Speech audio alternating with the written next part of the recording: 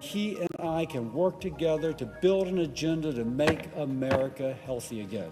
A Republican senator and doctor throws his support behind Robert F. Kennedy Jr.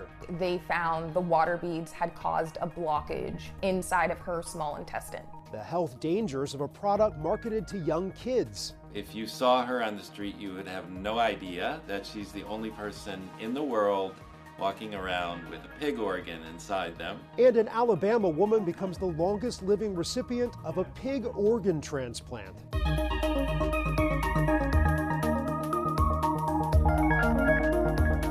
Welcome to Eye on Health, where we focus on stories that affect your physical and mental well-being. I'm Bradley Blackburn. We begin with more major policy changes to public health under the new Trump administration. The Senate is close to confirming President Trump's nominee for Secretary of the Department of Health and Human Services, Robert F. Kennedy Jr. Mr. Cassidy. In a partisan vote Tuesday, a Senate committee voted to advance the nomination of the vocal vaccine skeptic. Notably, Kennedy won the support of Republican Senator Bill Cassidy, a doctor, who later said on the Senate floor that Kennedy agreed to meet or speak with him multiple times every month. If Mr. Kennedy is confirmed, I will use my authority as chairman of the Senate Committee with oversight of HHS to rebuff any attempt to remove the public's access to life-saving vaccines without ironclad, causational, scientific evidence that can be accepted and defended before the mainstream scientific community and before Congress. The Wall Street Journal is reporting representatives with the White House task force known as DOGE have been working at the Centers for Disease Control and Prevention, as well as the Centers for Medicare and Medicaid Services. Reportedly, Elon Musk's team at DOGE was given access to key payment and contracting systems, looking for fraud or waste. The Trump administration has put most workers with the U.S. Agency for International Development on administrative leave. USAID includes health programs around the world credited with helping to end polio and smallpox epidemics. The administration has stopped those programs as well as the HIV/AIDS program PEPFAR. This past week, in front of the U.S. Capitol, hundreds of people protested the dismantling of the independent government agency. And some hospitals around the country have stopped providing gender-affirming care for young people. President Trump signed the order to ban transgender treatment on his first day in office, though it is facing several legal challenges. Stephanie Stewart says her child, who identifies as non-binary, was receiving puberty blockers at Virginia Commonwealth University Medical Center. The treatment for gender dysphoria is puberty blockers, and it's basically to give them more time so that if they decide in a few years that they do want to transition, then they can make that decision. If they decide later that they do not want to fully transition, they don't have to. She says now her child can no longer get the prescription. I am greatly concerned about the impact on my child's mental health. The Trevor Project finds 46% of transgender and non-binary young people seriously considered attempting suicide last year. Flu cases around the country are spiking for a second time this season. The surge has even led to some temporary school closures. CBS's Michael George has more on how to protect yourself and your family this winter. Flu cases continue to spread around the country. Elizabeth McGuire's 7th grader is one of them. I could see the waiting room was completely full when I went in there. Earlier this week, Bullitt County, Kentucky schools had such a high number of student and staff illnesses, they closed for 3 days so crews could sanitize and deep clean the buildings. At least 41 states are reporting high or very high levels of flu, and ER visits for the virus have increased nearly 30% compared to the week before. 250,000 hospitalizations are reported to date, and more than 11,000 deaths. These cases are staggering, but they're not unlike numbers we saw pre-pandemic. We got a little bit spoiled after the pandemic because of precautions that people were taking, and what that resulted in is a little bit of an immunity gap, where society as a whole is less immune, we have slightly lower vaccination rates, and so our defenses are slightly down. Dr. Rabia De La Torre with NYU Langone Health reminds us that antiviral medications are available, which when given within 1 to 2 days of symptoms can shorten the duration of illness. We tend to recommend it for people who are high risk. risk, immunocompromised, very young children, pregnant women, people who have severe comorbidities like heart disease or diabetes. And even in February, doctors say as long as the flu virus is circulating, anyone who's eligible should get vaccinated if they haven't already. Michael George, CBS News, New York. A highly infectious strain of bird flu that killed a person in Louisiana last month has now spread to dairy cattle in Nevada. The jump from birds to cows has happened before with a different strain of bird flu. Public health officials say this second time surprised them, and they're concerned the species crossover could be happening more often. The new cases were found after milk samples were tested. A former staff officer with the U.S. Department of Agriculture told CBS News testing is critical. But so far, only 38 states are part of the USDA's milk testing program to detect and track bird flu. There have been nearly 70 reported human cases and 1 death since last April. While the risk to the general population is low, the risk to people who work with dairy cows remains elevated. A new study finds human brains contain high concentrations of microplastics. Researchers with the University of New Mexico say the accumulation of microscopic plastic shards in brains has increased 50% in just the past 8 years. The study finds there's more plastic in the brain than other organs. The most common type of plastic detected was polyethylene, which is widely used for packaging and containers, including bottles and cups. Much larger pieces of plastic can also end up in the body, specifically when young children swallow plastic that looks like candy. That has happened with water beads, which are often marketed as toys. Some parents want them banned. CBS's Danya Backus has the story of a toddler who was seriously injured by the beads. The Haugen family's mission is to educate parents about the dangers of water beads. When Ashley's daughter Kipley was a toddler, she developed a rash and was throwing up. Doctors couldn't figure out what was wrong. Turns out she had ingested the small water-absorbing beads her older sister was playing with. During surgery, they found the water beads had caused a blockage inside of her small intestine. Because the water beads were marketed as non-toxic, everybody thought that she would be fine. But in the weeks that followed, Kipley began having trouble with coordination and responding to commands. Doctors confirmed she was experiencing developmental delays. And also, he gave her a diagnosis of toxic brain encephalopathy. Water beads are made of polyacrylamide, and acrylamide is a known neurotoxin. Our consumer products and the chemicals used to make them are not well regulated. The beads can expand to 100 times their size when exposed to water. More than 7,800 ingestion injuries were treated in U.S. emergency departments from 2016 to 2022. A 10-month-old died in 2023. Kipley's case has just been published in Pediatrics. Ashley is one of the first parent advocates to co-author a case report in the journal. It breaks my heart what happened to Kipley, and for me it's been very healing to be able to know that that pain has a purpose. Ashley started That Water Bead Lady to help families whose children have been injured by consumer products. Kipley has this message for lawmakers. Please work together to ban water beads. Lots of kids like me got hurt. Kipley has made a lot of progress. She still has challenges, but she is an amazing little advocate. Working together to keep kids safe. Danya Backus, CBS News. A vaccine for one type of kidney cancer is showing signs of progress.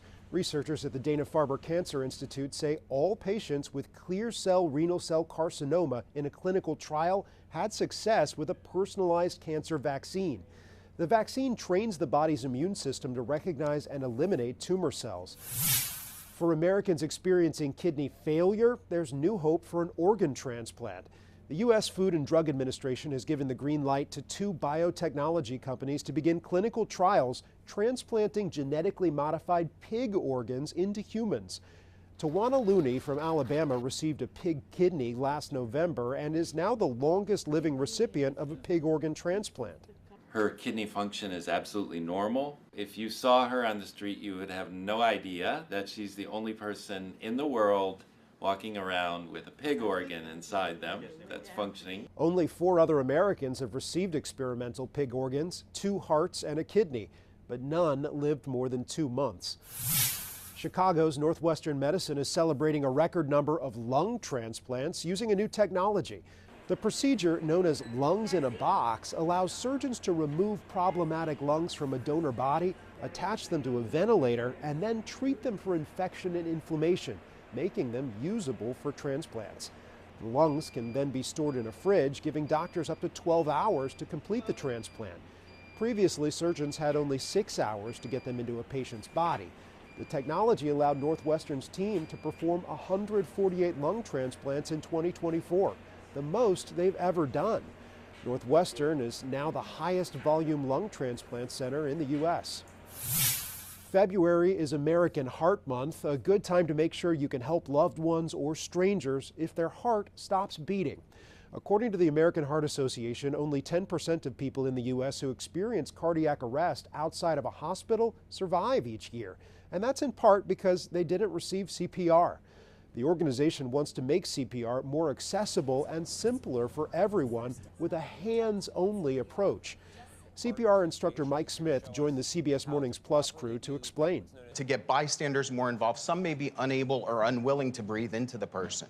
So with that, we say something is better than nothing, and by doing hands-only CPR, we can double or triple the chance of survival. Smith says you first check to see if the person is okay and if they're breathing. If they're not, call or have someone else call 911. Then start pushing hard and fast on the chest at a tempo of 100 to 120 beats per minute. The American Heart Association has also designated the first Friday in February as National Wear Red Day to raise awareness about heart disease. It's the leading cause of death for women in the U.S. CBS's Stephanie Stahl has one woman's story of survival.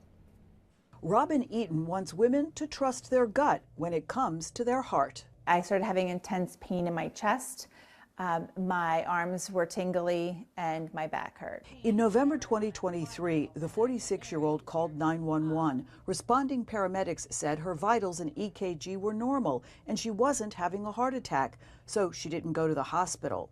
Later, the pain got more intense and she headed to the emergency room. It was very, very scary. While a typical heart attack is caused by heavy plaque buildup in the arteries, Robin experienced a less common type that disproportionately affects women, spontaneous coronary artery dissection, or SCAD. It's actually bleeding inside the artery wall, sort of like a bruise inside the artery. And that bruise can get so big that it blocks blood flow. When there's chest discomfort or another symptom that you think might be heart attack, and it's going on for 10 or 15 minutes or more, we need to call 911 and get to a hospital. I just run a 5K the week before. I was the healthiest I've been in years. Tests showed Robin has a condition that increases her risk for SCAD, and she was treated with medication and cardiac rehab. Had I just listened to the paramedics, my kids would have come home and I would not have been here today. You know your body best. She's sharing her story as part of the American Heart Association's Go Red for Women movement and says she's maintaining a healthy lifestyle to continue healing. Stephanie Stahl, CBS News. February 4th marked World Cancer Day, a global day of awareness and action. About 4 in 10 people are at risk of developing cancer at some point in their lives. CBS's Christian Benavides shows us how 2 sisters leaned on each other during their most challenging times. Ivy and Holly Cucine are cancer survivors. Holly is in remission after being diagnosed twice with lung cancer, same as her sister Ivy, who additionally battled breast cancer in 2006. It was like I had it, then she had it, and then I had it again. The 2 sisters are close, literally, they're next-door neighbors, which helped them lean on each other through their recent lung cancer battles. The second time I was diagnosed, I said, I'm not doing anything, and we had a whole war. Yeah, because she said, I can't do it again. And what did you do? I said, you better do it. Dr. Gilberto Lopes is Chief of Medical Oncology at the Sylvester Cancer Comprehensive Center.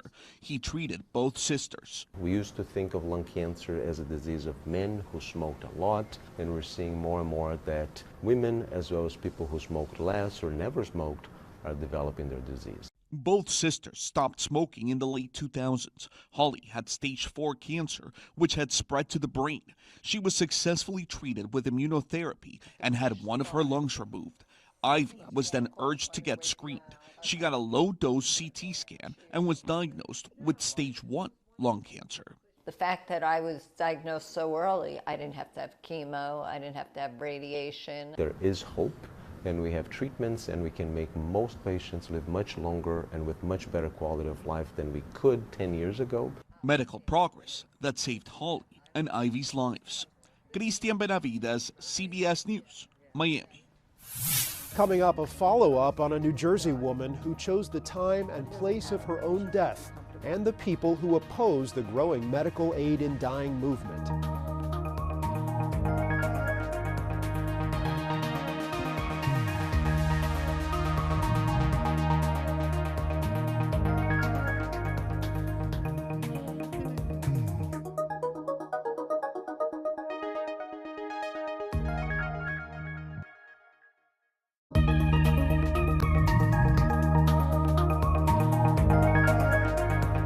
Welcome back. Last week, we introduced you to Barbara Goodfriend, who was diagnosed with ALS. She lived in one of 10 states that allow terminally ill people to take medicine to end their lives. 8 states are contemplating similar laws, but there is opposition. Here's CBS's Nikki Batiste in Voorhees, New Jersey. So I need to ask you formally, are you sure today's the day? Absolutely. Okay. This is the day Barbara Goodfriend chose to die. Okay, and you know that when you drink the medicine, it's going to cause you to fall asleep and not wake up. It'll be a peaceful, dignified death. Yeah. 7 months earlier, she was diagnosed with ALS. The fatal disease attacks the nervous system. I'm not afraid of dying. Yeah. I was afraid of living. Yeah. At 83, Goodfriend, a widow and mother who worked in fashion, has chosen medical aid in dying, also known as MAID. MAID laws allow a doctor to prescribe a mixture of lethal medication, but the patient, who must have 6 months or less to live and be of sound mind, must administer it. Have you ever had any hesitation? My only hesitation was, why am I waiting so long? 2/3 of Americans now support MAID, but groups such as the United Spinal Association fight against what they call physician-assisted suicide. People like Jose Hernandez argue it's discrimination against people with disabilities. Up. Hernandez was paralyzed in a diving accident when he was a teenager. At what point do we decide that suicide or assisted suicide should be an option? I think all life is precious. He's grateful MAID is illegal in New York, where he works and lives with his partner and their baby boy. Our home care is under attack constantly. But if it becomes legal in New York, are you going to continue to cut vital services, making the way for people with disabilities to become terminal? It's go without care or end your life. To people who think it's not a great idea, for a variety of reasons, what would you say? If it's not a good idea for you, don't consider it. But there has to be a way for those who want it. Goodfriend paid $1,000 for her end-of-life drugs. Dr. Robin Plumer guided her through the process. Here we are today, and what a strange day this is, right? That somebody gets to pick the day that they're going to die. Generally, people fall asleep within 5 to 10 minutes. 80% of people die within 2 hours, 90% within 5 hours, but it doesn't matter because she's going to be comfortable. You're going to drink this medicine and drift off into sleep, and you're going to just feel all the love and support. Barbara Goodfriend recorded this final message on her phone. Bon voyage. This is the view from my bed. Absent of fear and still joking. Just after we left, wearing her late husband's t-shirt, Barbara Goodfriend died in her bedroom on a sunny November morning. I'm Nikki Batiste in Voorhees, New Jersey. Coming up, the diagnostic reach of music therapy and what doctors are saying about the popular red light therapy trend.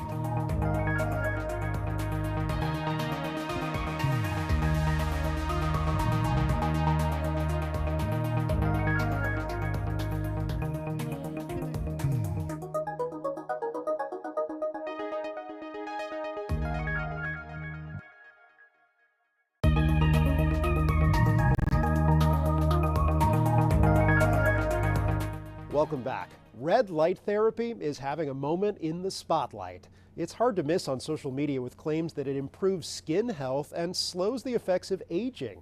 Devices have become so popular, the light therapy market in the U.S. is expected to grow to nearly $449 million by 2030. Dr. Rachel Nazarian, a board-certified dermatologist, stopped by CBS Mornings Plus to explain how red light therapy may stimulate collagen production, reduce fine lines and age spots, and decrease inflammation.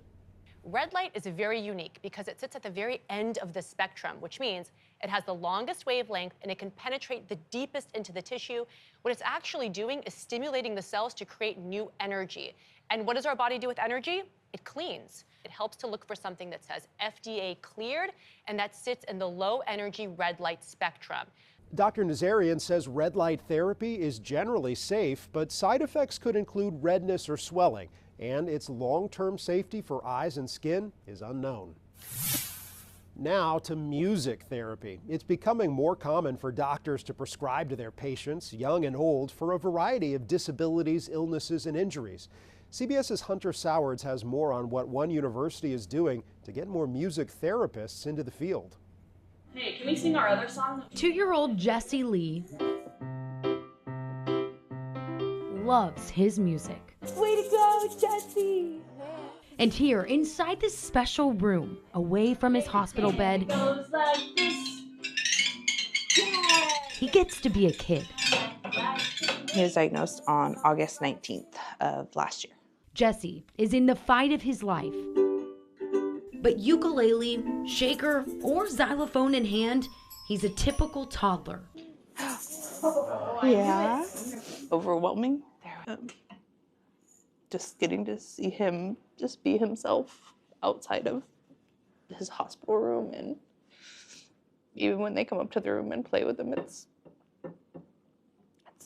very special. Music therapy. It's an emotional lifeline helping patients just like Jesse. And it goes like this. His mom admits she was a little confused when his doctors at Sutter Health prescribed something called music therapy. When they first came in the first time, I was like, music therapy, what is this?